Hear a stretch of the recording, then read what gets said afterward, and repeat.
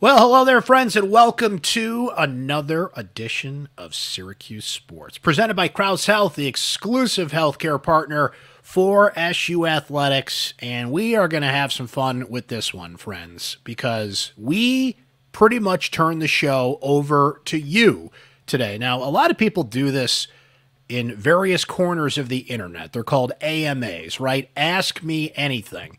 And we always want to know what's on your mind as a Syracuse Sports Insider, and what a benefit it is to be a Syracuse Sports Insider in general, because you get my breaking news, my opinions, my insight first. You can text back and forth with me during SU games. You can send me questions, opinions, thoughts anytime.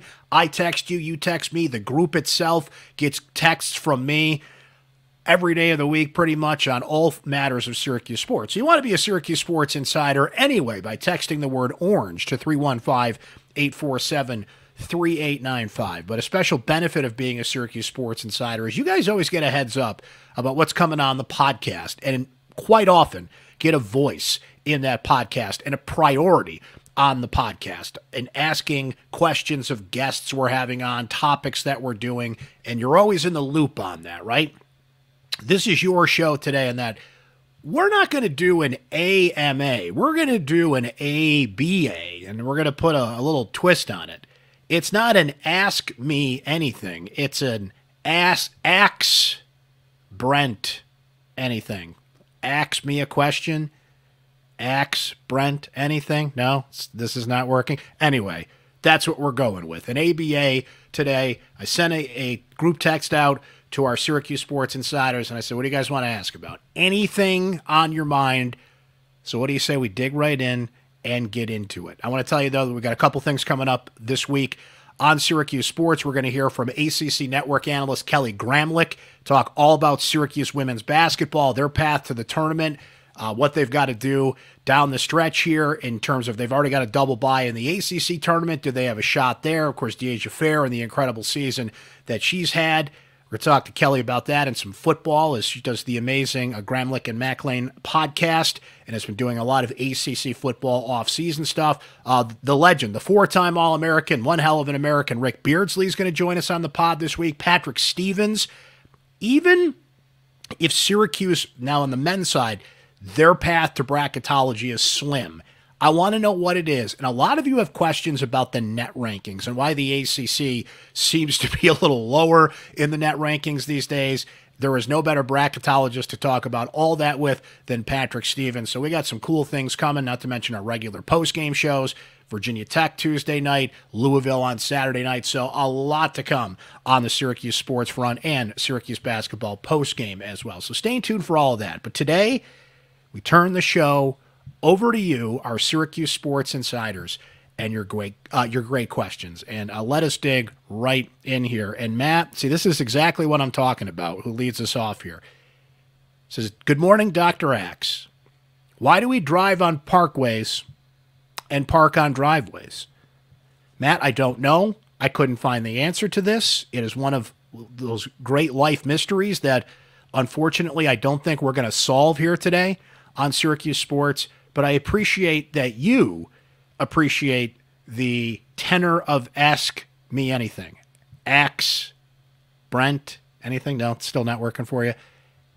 Any question on your mind? I'm sorry I couldn't help you with that. If anybody out there knows, please text, email, tweet, whatever the case may be. Why is that the case? That's so weird. I don't get that. But more on what's on your mind as Syracuse sports fans here. Jack says, for the Axe Brent Anything, he's in on the title. What is the likelihood of getting everyone but Judah back next season? Sean, who do you see on next year's hoop roster? Who stays and who goes?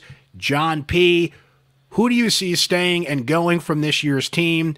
And what do you think Autry's starting five will be? Do you sense a theme here? There's plenty more of those similar questions. So this is clearly on your mind. It's on my mind, guys, because we're in a new era where we're at the end of the road here. There's only a few regular season games left, the ACC tournament, then whatever postseason fate awaits the Orange after that. Name, image, and likeness, the transfer portal, looking over the horizon. What is next year's team going to look like? It's like free agency in the National Football League. We're into that season now. the NFL draft combines going on. It's all about looking over the horizon to what the roster is going to look like next year. It's on your mind as a Syracuse basketball fan. It's on my mind, and that constantly shaping roster that's in front of us. So I thought we would just kind of workshop it a little bit here and take a look at the possibilities. Now, in terms of who I think could leave, boy, this is a heck of a question, guys, because everybody's essentially a free agent now. And I think there's some players, remember, there was a court case just recently. Tennessee sued the NCAA. The NCAA lost. So NIL rules are basically out the window right now. Rules? There are no rules here. So there are players. Tampering? What's that? That could just go to the highest bidder in the transfer portal. Look at Jesse Edwards last year. Prime example of it. So I feel like if we go through this team, we know pretty much Judah Mintz is gone. I think Judah Mintz is either going to make a go of it at the pros, or if he doesn't like what he hears in the pros in terms of draft position, where he could go, if he'll get drafted at all, if he doesn't want to go to the G League, whatever the case may be. If he doesn't like what he hears there and testing the waters again for a second time, does he come back to Syracuse automatically? And I'm saying this generally. I have no inside information on this. He could go to the highest bidder. There could be programs out there that know that I'm just going to throw one out there, Georgetown. Okay, God forbid, right? But he's from that area. Maryland, somebody that can really tug at your heartstrings and can also offer you more NIL money than Syracuse is. Now, Judah's doing well. I don't know the exact figure, but he's in a lot of commercials. He makes a lot of personal appearances around here. I think he's doing pretty well in the NIL department. But one way or the other, I don't think Judah comes back next year. I think you take him back. If so, I just don't think so. I think we're going to see Monir Hema move on from this team. It's a crowded position at center, and I think one of them's going to go one way or the other. I think that's going to be a target in the transfer portal for this coaching staff one way or the other, which makes you think about Naheem McLeod, who transferred once. Injury comes back. Does Peter Carey look around? Does he want to play somewhere else? Because that's the lure of the transfer portal. You may have to downgrade, if you will, a little bit. Maybe you're not in the ACC, but do you want to go somewhere where you're going to play and be featured as opposed to a backup at a place like Syracuse? I'm not going to predict Peter Carey to leave, but I think that center position is in flux, right? William Patterson, will he think about going? Like, all these guys have a decision to make about where they want to be, and I don't really have in tune to their personal preferences, academics, all these things. I'm just looking at it from what is the market like.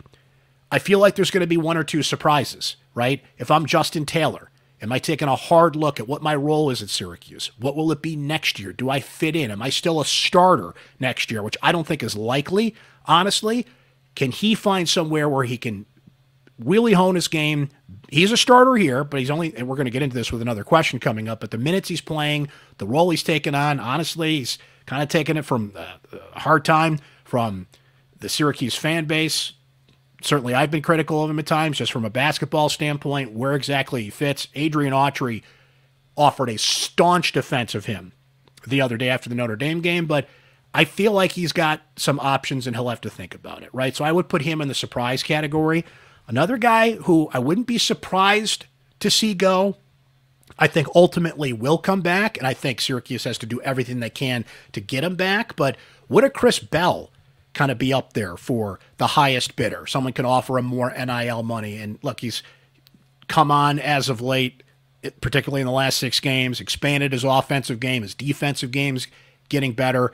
I don't know anything particular behind the scenes about whether he likes it here or not. If you're just looking at it from a basketball standpoint, he would fit to me as somebody who could take a look around, maybe get more NIL money somewhere else and a bigger role somewhere else. He almost fits. Now, Gerard was different because he was a 5th-year senior, but he almost fits like that Gerard mold in the sense of like he could just, cross the stream somewhere in the ACC. So I'm not predicting Taylor and Bell to go. I think Mintz and Hema go. I think Taylor and Bell could. And really, would you be stunned if Malik Brown got a better NIL offer somewhere or wanted to go somewhere else? And again, I'm just spitballing here. I think you're going to see J.J. Starling come back. I think you're going to see most of the other names that are on this roster come back, but it's just the natural way of things in the transfer portal, right? So that's who I think could go. has the potential to go. And then I was asked by John about the starting five next year, which I was trying to workshop. So let's assume that Judah's gone. Do you put Elijah Moore, Chapa, the freshman, in as the starting point guard, or do you put Quadir in the backcourt with J.J. Starling? That, I think, is an interesting conversation. I certainly think Donnie Freeman, the superstar top 10 freshman, number one power forward rated by On3, is going to come right in and start. I don't see why you wouldn't. He's exactly what this team needs. Adrian Autry has said as much when he talked about Donnie Freeman. We discussed that on a prior podcast with Connor Pignatello, who we had on, discussing recruiting. I think he's in the starting five, and then assuming Malik Brown comes back, do you start him, or do you put Naheem back at the starting center position, which was kind of a token thing anyway? He was kind of coming out anyway, and Malik was getting the bulk of the minutes after that, but I think you just keep Brown in that position. And then the other wild card is whether or not Chris Bell's back or not. If Bell is back, I think that rounds out your starting five. What about Chance Westry, who I have not seen this year but have heard great things about? Is he better off the bench? Do you have Kyle Cuff back next year? And then you go through the names that are still around, and then there's a name or two that I don't know, guys, because you know they're going to add one or two in the portal, one way or the other, just by the natural transactions that are going to happen. So projecting next year's starting five on February 27th is difficult, just given the nature of the portal, but it was certainly on your mind, and a good question from all you guys. John added this, by the way. What's your top option at varsity and possibilities? Now, I don't know if this makes me like a bad Central New Yorker, but I got to be honest with you guys. And nothing against either place. They're both fantastic. I just don't eat it either that often. I know. Can you believe it? Blasphemy. I haven't been to varsity in probably 2 years. Just not a place I go that often. Again, nothing against it. I'm just not on the hill that often during lunch or dinner time. Like when I go to games, I go right to the Dome. I don't really go to Marshall Street or anything beforehand. So just the opportunity to go to varsity hasn't presented itself to me in the past couple of years, and I don't go out of my way to go there. So I honestly haven't been there for the past couple of years. Shame on me for that. But I love the Raps at varsity. And I don't go to possibilities that often either. And look, they're doing fine without me, for sure. But the times I have gone, chicken parm, baby. You can't go wrong with anything at possibilities. But I know those are two Central New York staples and two of the places that popped to mind right away when you talk about restaurants in this area. And maybe just because I've been there so many times previously, they're just not places I go often these days. So I don't know. I might get in trouble for that one. But they're both fantastic places, and you really can't go either wrong. At either place with anything, to be honest with you. Al adds this, and it's the text I mentioned about Justin Taylor to add to the conversation here. Do you think Justin Taylor would feel less pressure at this point coming off the bench? Al, I think it's a good question. I just don't know if it would matter, because right now he's averaging 22 minutes a game, which puts him right on the cut line, right? As a starting five guy. Quadir is also averaging 22 minutes per game. Those two are in a dead heat. Is Justin Taylor essentially a bench guy now? Look at the Notre Dame game. He has a terrific first half, found his shot a little bit, got into a rhythm, made some great defensive plays, and then did he even play in the second half? If he did, it wasn't a lot, right? He's not on the court often down the stretch. I feel like it depends on what kind of defensive matchups that Autry wants, but it feels like Quadir is kind of taking on that role, especially down the stretch. Look at the Notre Dame game with Notre Dame coming back and really getting into this thing. You see a lot more of Quadir on the court anyway than you do of Justin Taylor. But I get the question in that would the mentality change if you're coming off the bench, right? There's something about these guys that know they come off the bench, know they've got to do something in a short period of time. Quadir is that guy now. Provide the spark, provide the energy, and provide what a bench player can do for a basketball team, right? So to answer your question, I'm going to say no. I'm going to say no because it's almost better that he starts, has that feeling, has that confidence as a starter, but knows, like, when it comes down to it, that Quadir is going to be on the court. I think that's what it comes down to, right? But it's a great question. You can honestly talk me into either one at this point. It's all about mentality, right? And I feel like you take away that starting role, it's almost like a confidence killer, but the argument against that is it hasn't worked to this point, right? And would a little change, would a little shakeup be better for him? Talicia had two great questions here. What's your favorite sports team to cover at Syracuse? And your favorite Syracuse team ever? Two great questions there from Talicia. So my favorite team to cover at Syracuse, boy, I love football season. I love the rhythm of football season. I love spending all week kind of strategizing and putting together a game plan, essentially, on what you think is going to happen, and just the rhythm of going through and talking to players and hearing what they're saying, and then, you know, kind of finding the strategy and the matchups, and just the build-up to Saturday is always fun, and I just love covering football generally. Basketball is amazing, and just it gets you through the winter. Not that this winter has been that tough, honestly, in Central New York, but just that rhythm of what I've done my entire life, and now am so fortunate to do as somebody that gets to cover this team. And, you know, I get to cover a lot of great events, but honestly, my favorite is lacrosse.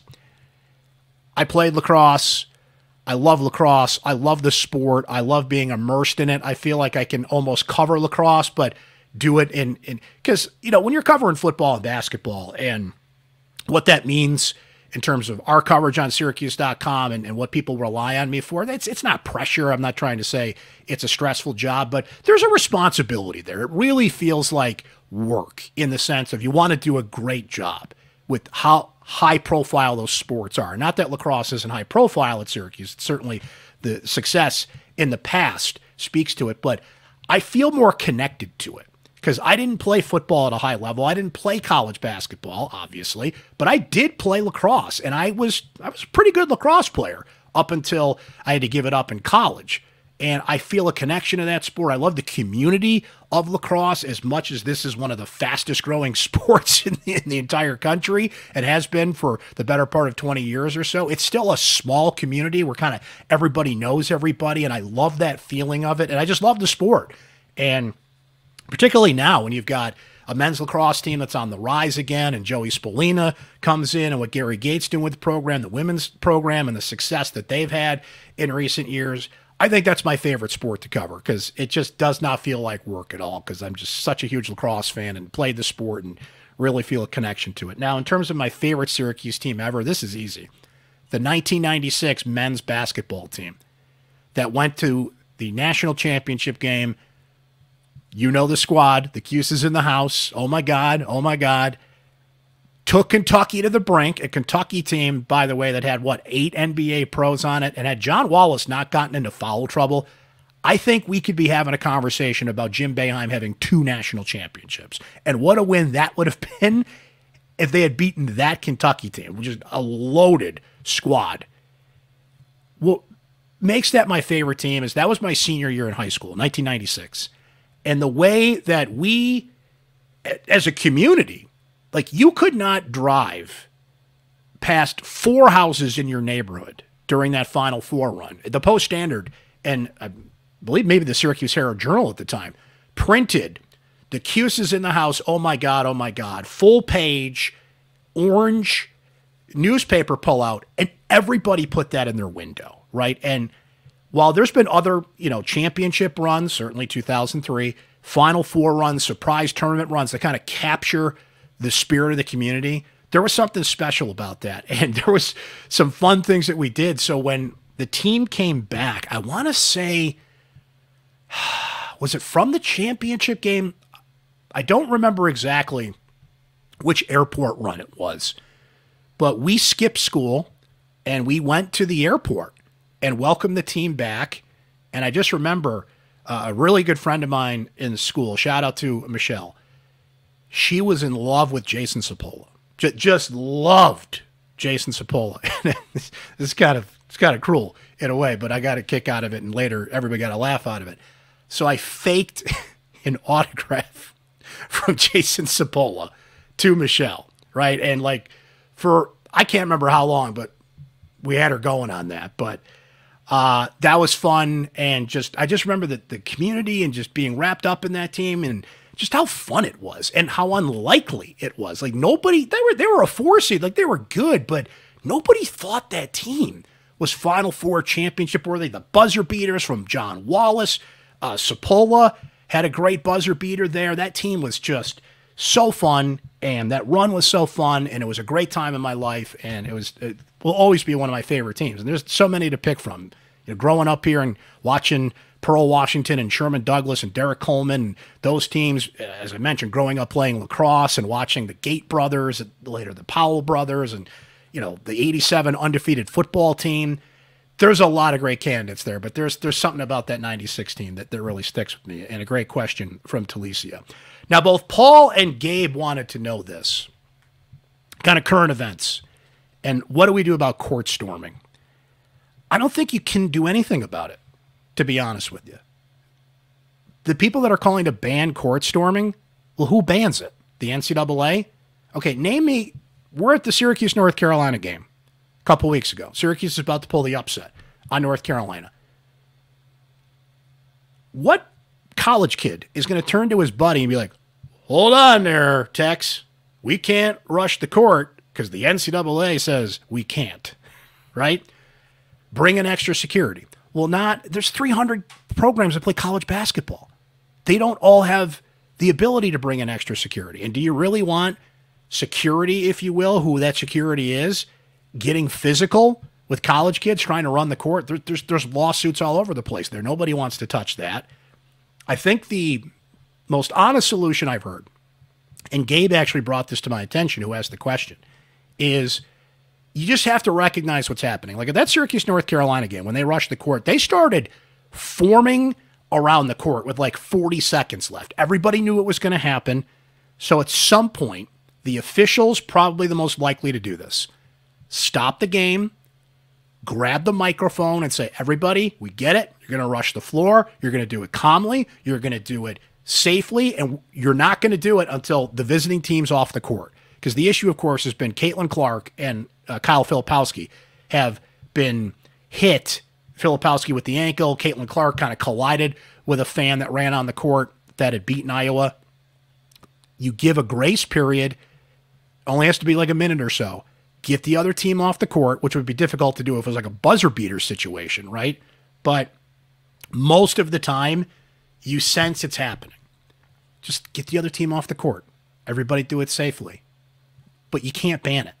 You can't just arrest everybody on the court. Fines aren't going to work. People aren't going to care about that. They do that now in the SEC. If you rush the field in the SEC in football, you get fined $100,000, and the fines climb the more you do it. I think you have to learn to live with it. I like that kids get to do it and get to have their moment, as these SU students did a couple weeks ago when they beat North Carolina. I just think it's unreasonable to be like, ban it. Well, who's going to ban it? Congress? Like every state has different laws about these things. And I just feel like, well, it's unfortunate what happened to Kyle Filipowski. It's unfortunate what happened to Caitlin Clark. You have to be reasonable about this. And I feel like that 1 minute grace period, own it, sense what's happening, and be like, okay, everybody, we know what's going on here. Let's be safe. Let's do this right. We're going to get the other team off the court, and then you guys can do your thing and do it safely. I think that's the most reasonable thing to do. Jim B., not that Jim B., says, any talk on the Hill regarding Syracuse's future plans if the ACC is broken up? Now, I don't have any specifics here on this, Jim. I do feel like when that day comes, and it's coming, especially with the lawsuit with Florida State, I feel like the ACC and Florida State are going to come up with some sort of compromise here, which the ACC is under no obligation to do. And if I was them, frankly, I would hold the line with the grant of rights as long as I possibly could here. But the realities of television money, teams wanting to go to greener pastures, someone's going to find, no one has yet, and it's not like lawyers haven't spent hours trying to find the crack in the armor here to get out of the ACC's grant of rights, which goes through 2036. That is an eternity in the college sports landscape these days. That's 12 years from now. Look at how big these TV deals are, how the SEC and the Big Ten are only getting bigger. The Power 5 is now literally the Power 4. It could condense down even more than that. The NCAA is about to fall in on itself, especially with that latest lawsuit that they lost. So my answer to that is I know that John Wildhack has a plan. I have talked to people about this. I don't know what the details are. I don't know if it's beg and plea to get into the Big Ten. I don't know if the Big 12 would welcome Syracuse in. I don't know if it's like Big East 2.0. But what I can tell you is from people I've talked to, like, oh yeah, when D-Day comes, he has a plan. And he would be a very inept athletic director if he didn't stay on top of this. Now, Wildhack, remember, came from ESPN. He knows the media workings here. He knows how to work TV deals. He knows the players. He is one of the most important voices in the room for that with the ACC. They talk about it at all the league meetings. They talk about it all the time. So I don't know what the plan would be, but I know that there is a plan in place that they would enact whatever D-Day is. If Florida State wins the lawsuit, if the ACC falls in on itself somehow, whatever that is. And I do think Syracuse will come out of this okay. I think Syracuse is a brand and is, they got into the ACC basically on the premise that they brought in viewers from New York City. And they still they just said it the other day, they're New York's college team, right? They still can lean on that connection, the alumni base that's there. And I still feel like you get Syracuse, you get New York. And they're going to be a valuable entity if that's television, if that's streaming, whatever the future of media rights is going to be. The brand is strong enough, particularly if the football team turns it around here under Fran Brown, as you guys have questions on and a lot of people are wondering about. I think Syracuse will be okay, and whatever the next iteration of conferences is and where we're going here. But yes, there is a plan. I wish I knew more details about it, but for sure, it's been talked about and it's in. Okay. Rick G says, Brent, how good do you think this football team will really be? Air quotes, easy schedule, great recruiting, but do you think Fran Brown can bring it all together and have a fill-in-the-blank year? Similar question from my guy John W., who says, for Dear Axe, Fran Brown has done a fantastic job of recruiting in the first 3 months of his tenure. In your opinion, will Brown and staff be able to carry over the same momentum to on-field coaching? This is the million-dollar question with Fran Brown and company. And what I can tell you is Fran Brown was at Kirby Smart's side in almost like a Miyagi-LaRusso relationship when he was there, to copious notes.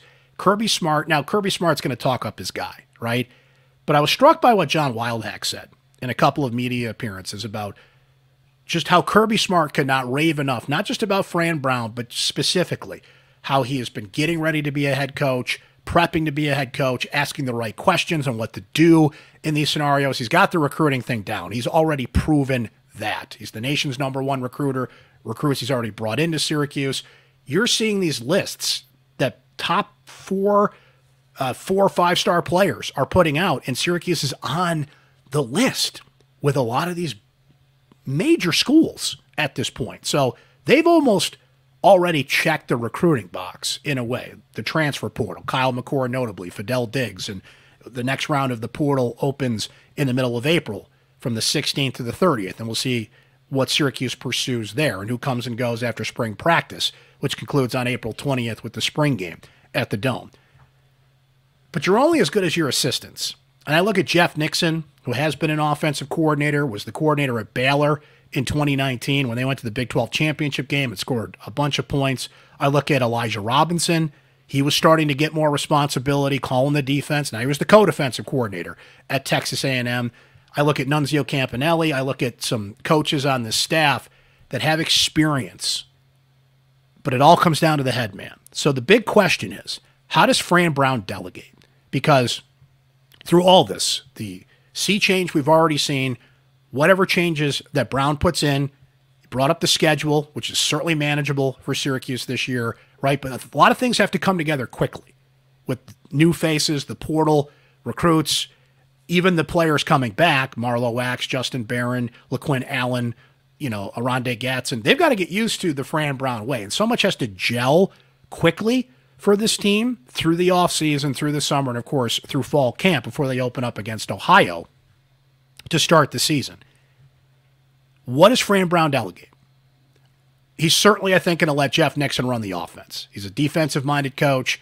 Give it to Jeff. Let him do his thing. I think running a pro-style offense is smart. I think you read the room. You see what this team's capable of. You got a veteran quarterback in Kyle McCord, who's not a lot you can throw at him. He's not going to know at this point. It comes down to how you delegate. Health is always important. The offensive line holding up, which I still think they need to add a couple of bodies there in the portal in the offensive line. We'll see how that goes here. But I love that you guys are asking good questions. They're also kind of unanswerable questions because we're just not going to know until we see Fran Brown do it starting against Ohio later this year. But that is going to be ultimately what defines success for Syracuse football. How Fran Brown is as a game day coach, because through it all, through 8 years, particularly the last few years of Dino Babers, that was the biggest problem. On-field decision-making. On to more of your questions. Ed in North Syracuse says, Brent, here's my Ask Me Anything, or Ask Brent Anything question. Any idea when Larry Zonka goes up on the Ring of Honor at Syracuse? Boy, that's a great question. Is Zonka Ring of Honor worthy, right? And the Ring of Honor came up in the past couple of years. Certainly retiring numbers and retiring jerseys is a big deal. Frankly, I'm proud that I was one of the loudest voices that pressured Syracuse into starting to get into retiring female jerseys, with Felicia Leggett-Jack being the first, and then more have come since then. So nothing against Larry Zonka, who I don't know if he's Ring of Honor worthy, because you look at the names that are out there now: Dave Bing, Jim Boeheim, Ben Schwartzwalder, Roy Simmons Jr., Jim Brown, Floyd Little. Like, these are icons. These are legends. Larry Zonka is a Hall of Famer. And Larry Zonka, I mean, come on. I mean, just, do I need to give you the resume? He recently brought out the Lombardi Trophy at the Super Bowl this year. But is he Ring of Honor? I think he falls just short of Ring of Honor. Frankly, I'd like to see Syracuse in its next Ring of Honor honoree, if you will. Let's find that woman who deserves to be up there. Doris Soliday or Felicia Leggett-Jack, maybe. I mean, she's the current coach. That would be kind of weird to do that. But someone that has made that kind of impact on female athletics at Syracuse University, and they get to go up next. So nothing against Larry. We all know the name. He deserves every honor he could get. I just don't know if he's quite reached Ring of Honor territory. We shall see, though. Frankie S. I like this. We're kind of getting off the sports page a little bit. But he's going to be here at the JMA Wireless Dome less than 2 months from now. Frankie says, given that we're both Bruce fanatics, there's my guy right there behind me, right? Whoop. What are your top 5 favorite Springsteen songs? Oh, man, you're going to make me pick. So I was going over this. This list changed 100 times. I'm going to tell you what it is. I'm going to wake up tomorrow and be like, oh, wait a minute. No, that should have been on the list. So with it in mind that this can fluctuate and it can change just based on my mood, based on certain albums I'm into, just kind of you're listening to Springsteen and that song pops up and you're like, oh, man, that song, right? But if I really had to boil it down for you, Frankie, here's my top 5. Number 5 is Brilliant Disguise. Lyrically, I think that's one of the greatest songs that Springsteen ever wrote. It really hits home. It's straightforward. I love the music video. You ever see the video of Brilliant Disguise? I love how they did it. It's black and white. It's Bruce in a chair. He actually sings in the video, which sounds weird, right? But typically music videos are lip-synced. He's actually singing in it, and slowly but surely, the camera pans in through the course of a 4-minute video until, like, you are literally like in his nose. I just love that song. Every time it comes on, it just hits me in the feels, and I feel it's one of the greatest songs he's ever written. Number 4 is Ghosts, a recent addition to the list off of Letter to You, their most recent album. That song just rocks. I just have no other explanation than it comes in hard. I hear the sound of your guitar, and they just go. And I love the story of it. I love who he's paying tribute to in that song. And, you know, the sounds of the ghosts in the house. And just that entire album is just a love letter to his band to making music itself to rock and roll to the fans, like Letter to You, for some reason just doesn't come up in the conversation. If it's only a couple of years old and it came out during the pandemic and maybe it got lost in the shuffle there, but that is a great album. And Ghosts is my favorite song off of it. Another album that I don't think gets its due, and Bruce has made some legendary albums here. Let's not get crazy here, is Magic. And my favorite song on Magic is Living in the Future. Living in the Future is my favorite Springsteen lyric, which is, we're living in, don't worry, darling, no, baby, don't you fret. We're living in the future and none of this has happened yet. I just love that. And I love that song. And that's just an album that doesn't get talked about enough. And true Bruce fans really appreciate it. But I mean, you're talking about, some of the albums that Springsteen has made, like, it's understandable in a way. Well, it gets lost in the shuffle, but it really shouldn't. So that's number 3. And my top 2, I'm not going to blow you away with some like underrated song or something that comes off of like Nebraska or something. No, my top 2 are Born to Run, and my favorite is Jungle Land. Jungle Land is a masterpiece. It's an incredible story. Every time when that saxophone comes in from the big man, and just the story of all the poets down here don't write nothing at all. They just stand back and let it be. It's just, when you hear Jungle Land, you have to stop and appreciate it. Jungle Land's not one of those like you're bopping in the car to, and like you have to like stop and appreciate it. It's almost like a fine wine or a cigar. Like, you are forced to listen to that song and appreciate that song. And Born to Run is like the perfect rock song, and we all Bruce fans know the labor he put into that. But then you got Jungle Land on the same album, which is it's a masterpiece. I think it's one of the greatest American rock songs ever produced, written, and done, and absolute masterpiece. That top 5 could change tomorrow, by the way. Because I'm going to go, especially in the ramp up to the show at the Dome, I'm going to be listening to a lot of Springsteen. I'm like, wait a minute, no, that song. But good question, Frankie.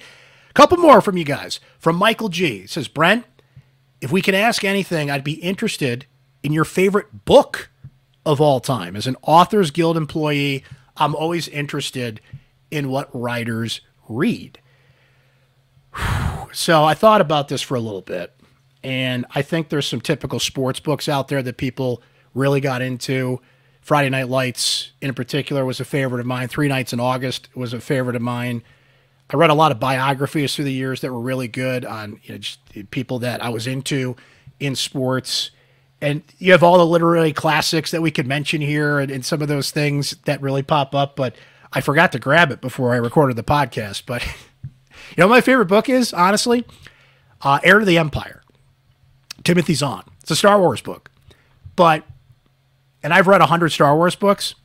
But the reason that's my favorite book is it reignited my love for Star Wars. So Heir to the Empire came out in the early, I think, 91. And I just didn't know this was possible. Like, you're a kid, you see the movies, and then it just kind of faded out. Today, we're so spoiled. There's all these shows on Disney Plus. We get new Star Wars content all the time through comic books, through TV shows, through all kinds of things that we're just fed constantly, right? Movies every other year. It seems like they've been on a little bit of a dry spell lately, but then we didn't have that. So I read this book, Heir to the Empire, which continues the adventures of Luke Skywalker and Han Solo and all these characters that I just fell in love with as a kid, right? And it just opened up this whole new world of Star Wars that I didn't know even existed. And then came Dark Force Rising and The Last Command. So that trilogy is actually my favorite set of books. I reread it every other summer just to kind of get back into it and capture that feeling again. And that's what really, of all the things that can get you into Star Wars, that actually really made me the big Star Wars fan that I am. I mean, certainly as a kid and you go to the movies and you play with the toys and everything, but you get a little older and you get to appreciate what it is. And I just think of how a good book can open up this whole new world for you. And you can read it tomorrow and feel the same way you did the first time you did. And that book does it for me. So I know that's, I'm not talking about like Shakespeare or anything, but that's my favorite. That's the one. And I'm a Star Wars fan to this day because of that book, even more than the movies to this point. But great question, Michael. And we're going to end with this one from Madden Cuse, who sent in this question. What time frame would you put on a new arena for the Syracuse Crunch? Am I playing Fantasyland here, or is this going to happen in our lifetimes? Madden Cuse, I feel like this is going to happen. I feel like this is something that Ryan McMahon, the county executive here, can build a legacy on. Now that he's been reelected, he's the county executive. He's a little busy with his aquarium right now, and certainly Micron and everything that's happening there is keeping our county executive busy. But listen, that war memorial has run its course. I completely understand how sensitive this has to be done. It is a war memorial. It is a memorial for those that served this country and what that means and why it was built. But as a facility, it is dated, it is aged, and it needs to be redone. And we need to either redo it or just build a new one downtown, which can certainly, going forward, pay tribute to our veterans in as respectful a way as we possibly can. My father served in Vietnam. Trust me, I understand what that place means to people. But if we're being real here, this was a facility built in the mid-1950s, and they've renovated, I think, to the best of their ability, the new scoreboard and the suites, and it's got that old charm. They filmed Slapshot there, and I love going in the old barn. Players love it. It's still an amazing home ice advantage for the Crunch, but they need a new facility downtown. Not just for hockey games, but for all the other events that they're probably missing out on because Syracuse doesn't have an arena that's up to standard even of what Rochester has, right? They're talking about building a new facility in Buffalo, and I'm like, man, if we had that here, I mean, I would certainly love that, and that needs to be refurbished as well. I think that this is going to happen. I feel like Howard Dolgan is going to push for it. Syracuse Crunch have been here for 30 years, and to ensure they're going to be here beyond that, it's not just for the hockey team, by the way. If you can get $75 million to build an aquarium, which I'm in favor of, by the way. I get the tourist angle of it and something else to do, and why not, right? Why fight something like that? The more things there are to do in this town, the better, if you ask me. But we're talking about the heart of downtown, an arena that could host so much more, in addition to 40 hockey games a year, if they do it right and they refurbish it. And I do think it's going to happen. Just time alone, how old that facility is. But, you know how these things go. They're going to have to fight about taxes and who does it and who builds it. And like I said, they've got to properly honor our veterans and how important that is. But Madden Cuse, if you wanted me to put a time frame on it, I'm going to say in the next year or two, you're really going to start to see a push for this. And I don't think it's Fantasyland. I do think it is eventually going to happen after everybody, does their hand wringing and does exactly what they need to do to make it happen. But I'm going to say, now, I have no idea when it's going to be built. That's a bigger question, right? But I think in the next couple of years, you're going to start to hear some concrete plans put out there and a real push for that facility. And remember, not just for the Crunch, but they are the primary tenant of the War Memorial. So I get why that would anchor that conversation. Amazing questions from you guys. Really enjoyed doing this. We will definitely do it more as we go through the next few months here. But don't forget about our Syracuse Sports podcast coming up with Kelly Gramlich, Rick Beardsley, Patrick Stevens, our post-game shows that we'll be doing through the course of the season. There's only a few games left, right? And then into tournament play, but we've been doing it all year, and we'll continue to do it until Syracuse Hoops is over. Spring football is around the corner. When basketball season ends, we talked about it on this podcast, the portal and transfers and NIL and what's going on there. We're going to be all over it here on Syracuse Sports, and you guys can always send your questions in as a Syracuse Sports Insider. Just text the word orange to 315-847-3895 to become a Syracuse Sports Insider today. Send me your questions, your thoughts, your opinions, your questions anytime. You could try it free for 2 weeks, and then it's just $3.99 a month after that. We would love for you to become a Syracuse Sports Insider. That is this edition of Axe Brent Anything. Thank you. Presented by Krause Health, the exclusive healthcare partner for SU Athletics. We will talk to you next time, guys. Thanks for hanging today.